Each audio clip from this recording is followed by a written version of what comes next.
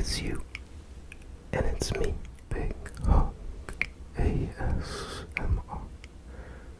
And in today's video, I'm going to be telling you an actual ghost or paranormal story, a genuine experience I've had. So,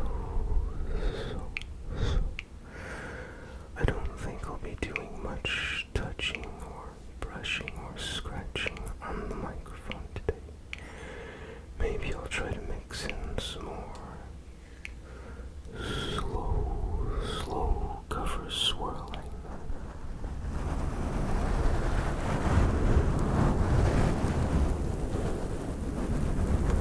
Just to get that nice sizzling sound.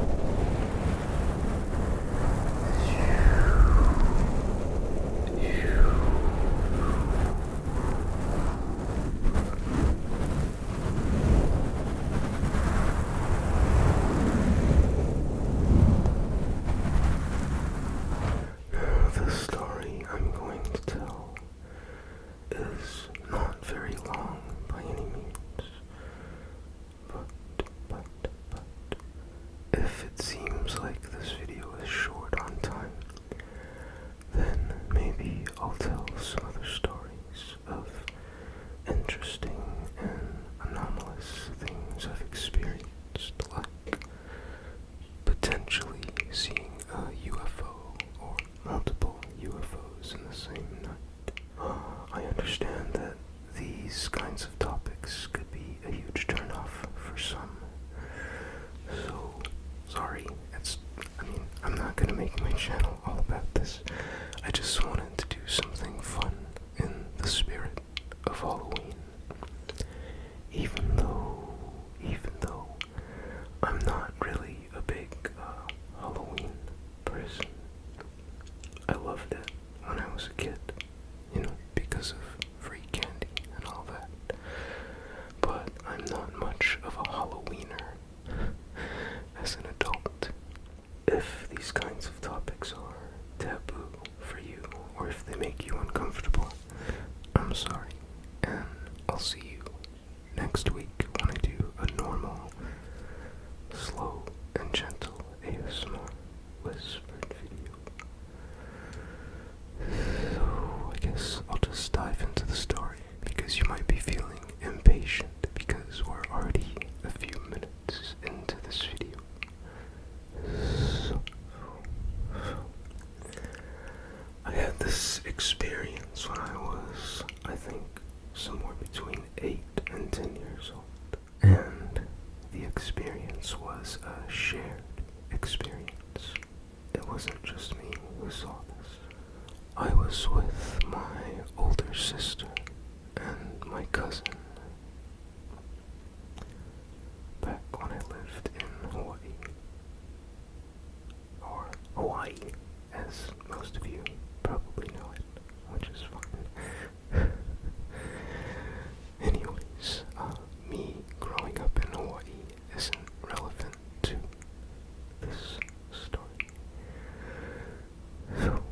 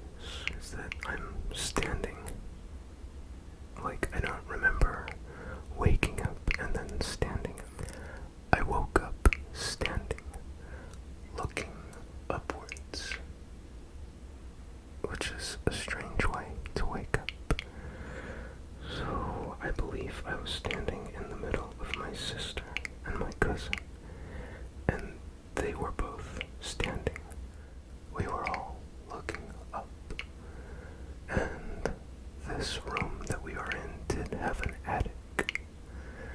And just, it wasn't like a pull-down stairway that leads to the attic. It was just a wood panel that you just, move to the side. And so, again, it is so strange because I woke up already standing up, looking up. On either side of me, my sister and cousin both doing the same. And the door to the attic was open. It was pulled to the side. I couldn't see the door. I was just looking through a hole into the attic up there. And what I saw, I cannot explain. In the moment, there was no feeling of threat. There was no feeling of danger. What I was seeing up there, what we were seeing up there, wasn't projecting any kind of energy that would make you experience fear. So I really appreciate that part of the experience. It's not actually a scary story, but it's still an interesting story because I have no clear explanation for it. I definitely don't want to start a war in the comments because, again, this is a divisive issue. Not everybody believes that ghosts exist or that paranormal things happen. And it's cool, man. Hey, it's cool if you don't. I definitely don't want to offend anybody or alienate anyone. But, I'm just telling my anecdotal experience. What I saw up in the attic, it had a fully formed humanoid body, like a head, a torso, legs, arms, you get it. And it seemed to be partially transparent. I could see through it to the wall above and behind it. But we're looking up, and this thing is looking down at us. And how I remember it, it was bluish green, like a mixture of blue and green, not just the color blue-green, but some parts were more blue, some parts were more green. And another interesting thing is that the way I remember it, there were boxes, boxes in the attic where you expect there to be boxes. There were boxes up in that attic, and really clearly I remember that they were floating. Not very high, just a few inches off the ground, but I remember that they were all levitating and just kind of gently bobbing. And while that is extremely out of place and extremely strange, in the moment it didn't hit me as something that was extreme or fantastic or just,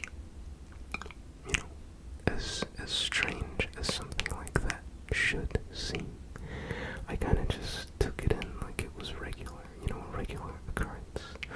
The boxes can just float in the air if they feel like it.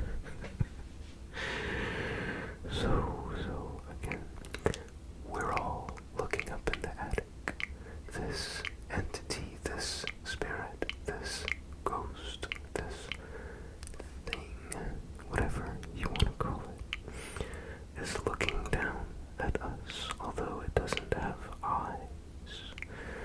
It doesn't have any eyes that I can see or a discernible face. It's just a humanoid shape that's blue and green. And the light coming from it, it wasn't blinding, it wasn't crazy, but I could see it very, very well. It wasn't something that I was kind of seeing in the dark. I got an eyeful I got a good look at it, and again, the light, the blue-green light that made up its shape. It wasn't incredibly bright, but it also wasn't dim. I could see it very well. So this memory, this experience is so short. Overall, it lasted maybe a minute and a half of us looking up. And all I remember from there, we're all looking up in silence. None of us were not turning and having, talking about how insane what we're seeing is. We're all just collectively looking up into that attic.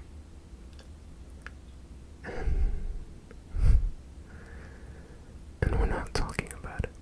We're not saying anything to each other.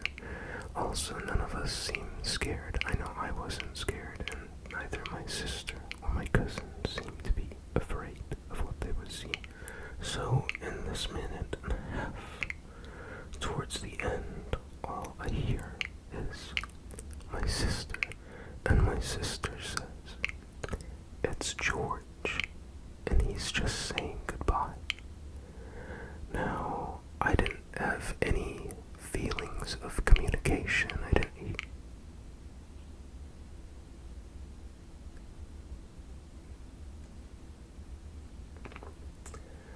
didn't hear a voice of any kind. I only saw the spirit or whatever it was. And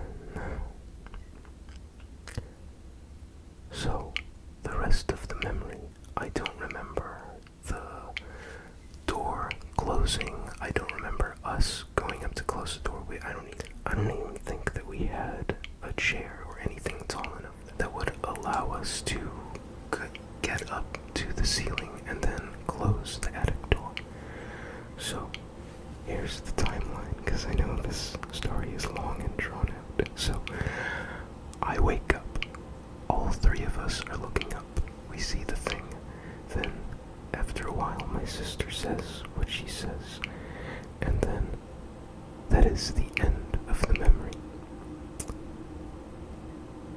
Then, the next thing I remember is just waking up the next morning. The door to the attic is closed. And the craziest thing is that when we woke up, we didn't talk about it. None of us talked to each other about it. None of us brought it up. I feel like that morning, it was almost like I forgot that it happened. And apparently so did they. So in the ensuing years, I kind of flip-flopped between thinking that that memory was a dream and thinking that that memory was a real experience I had. Because dreams can be really, really intense. They can be a very lucid experience where it feels like you're in a physical place, a place that has substance. So, I kind of went back and forth because there was no fear involved, because the thing that I saw didn't throw any kind of negative energy at me. I didn't regard it as a bad experience. It was just something curious where I was kind of just never really sure. I was pretty sure that it was a real experience. But because we never talked about it, I didn't know what to think of it. So fast forward 10 years later, and I was at a family party, and my sister was there, and my cousin was there. And I don't know how it came up. We weren't sitting around talking together. We were all kind of in a separate area, you know, talking to different people. And at one point, I think somebody like an aunt, well, in Hawaii we call them aunties and uncles. I mean, the word uncles is the same, but nobody in Hawaii calls their aunt. We just say auntie. So I think I was talking to one of my aunties, and I think she brought up ghosts. You know, she was telling her own ghost story, maybe. I don't think so. I think just the subject was brought up. And then I brought up the subject of this experience. And I told the story really quick because, again, I kind of felt like it was just a dream. And as I'm telling the story, I hear my cousin pipe up from 15 feet away, 20 feet away, I don't know. I hear him say, "Oh, what? What are you talking about?" And then he comes over, and then he tells me he remembers the same thing. He remembered the colors of the entity. He remembered that we were all standing up, looking into the attic. So, we yell for my sister to come, come over and talk to us. And we start talking to her about it, and the memories kind of seem like they flood back in for her. And then she has a very clear memory of the experience.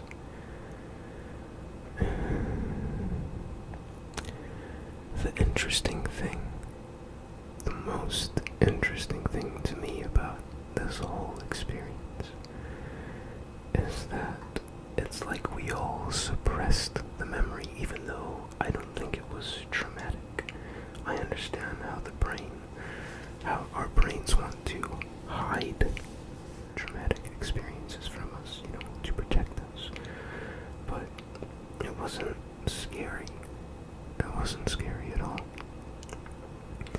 It's just so crazy that we all had this experience genuinely, and then woke up the next morning, didn't say a word of it to each other, didn't check in with each other, and then just went years and years, literally a decade, before all finding out that it was real, per se, as real as anything else I've experienced. Yeah. And that's it. Was it spooky? It is a little bit spooky just because of, all the little details. One other interesting thing is that I'm the only one that remembers that the boxes were floating.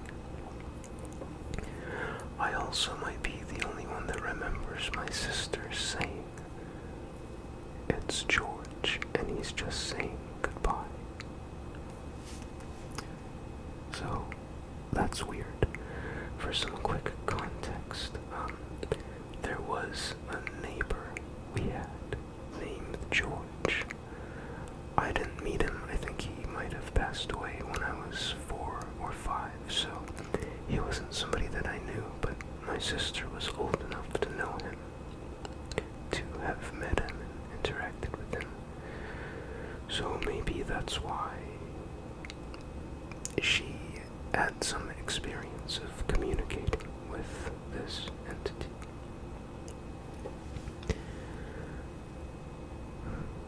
Wow. I feel like that story was pretty rambly. Also, I can't believe I turned literally a 2 to 3 minute overall experience into a 20-something minute story. But I did it. So. I hope the story was entertaining. I don't know how tingly this video